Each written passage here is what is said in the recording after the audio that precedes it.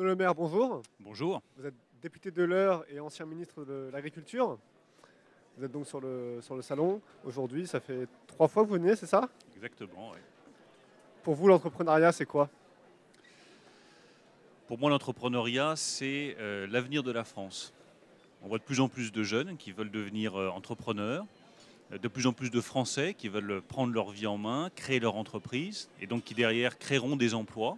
Eh bien, il faut tout simplement leur faciliter la vie, leur faciliter l'accès au financement, leur permettre de grandir dans de bonnes conditions, avec le plus de sécurité possible, pour créer les emplois dont on a besoin demain. Alors, créer des emplois, apparemment, ça peut être compliqué, notamment en raison d'un code du travail qu'on dit trop épais. L'an dernier, vous aviez dit ici que vous vouliez réécrire ce code du travail en moins de 200 pages. Où est-ce que vous en êtes? Est-ce que vous avez pu avancer sur ce sujet? Les choses avancent et je reste totalement déterminé à proposer un nouveau code du travail dans lequel vous aurez les droits fondamentaux des salariés qui concernent la sécurité au travail, la représentation syndicale, donc un certain nombre de choses tout à fait essentielles. Et puis tout le reste, j'estime que ça doit être négocié au niveau des entreprises et que chaque entreprise négocie avec ses salariés les droits complémentaires. Mais avoir un code du travail qui fait des milliers de pages, dont personne ne connaît tous les articles et qui est un frein à l'embauche, je pense qu'il faut arriver à dépasser cela. Et qu'est-ce que vous avez pensé du rapport de M. Badinter? Le problème en France, c'est que des rapports, vous en avez des tonnes, et des décisions, vous n'en avez aucune. Donc le rapport Badinter, c'est très bien, mais moi ce que j'attends du gouvernement, ce n'est pas un nouveau rapport sur le code du travail, on sait très bien qu'il est trop complexe, ce sont des décisions. Et quand je vois que malheureusement, le gouvernement a déjà exclu du champ de la négociation tout ce qui concerne le temps de travail, tout ce qui concerne la représentation syndicale, alors qu'il y a des choses à faire pour la simplifier et l'améliorer, je me dis qu'ils sont en train de passer à côté de l'essentiel. Alors, il y a un autre sujet sur lequel vous avez travaillé cette année, c'est le RSI. Oui. Beaucoup d'entrepreneurs ici sont concernés et trouvent qu'il y a des soucis à ce niveau-là. Votre proposition de loi a été rejetée par l'Assemblée. Qu'est-ce qui se passe maintenant? Est-ce que le combat continue? D'abord, je regrette qu'elle ait été rejetée, elle n'a même pas été examinée. C'est-à-dire que le gouvernement a écarté d'un revers de main la proposition que nous avions faite avec Julien Aubert et avec un certain nombre de députés en disant circuler, il n'y a rien à voir, le RSI, ça marche très bien.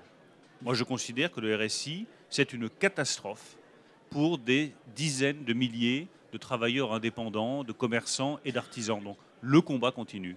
Et je serai dès samedi dans la Manche pour rencontrer à nouveau des entrepreneurs indépendants et leur dire je continue le combat pour le RSI, pour avoir un régime qui soit plus simple, pour avoir un régime qui ne vous envoie pas les huissiers dès lors qu'il y a une difficulté de paiement, qui vous garantisse le versement de votre retraite dès que vous partez à la retraite, parce que c'est un droit. Donc oui, le combat continue. C'est un grand soir que vous demandez?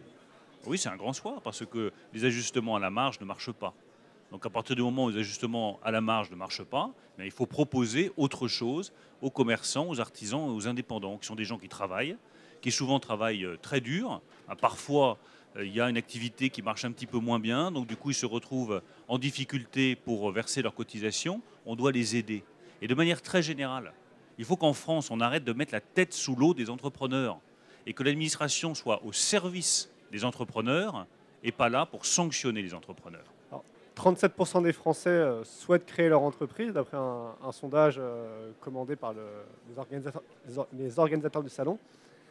Vous, quelle entreprise vous auriez aimé créer? Déjà, j'ai créé ma petite entreprise politique. Ça a l'air de rien, mais je suis totalement autonome financièrement. J'ai 5 salariés à temps plein. Donc il faut que ça marche, il faut que je sois convaincant pour arriver à financer mes salariés.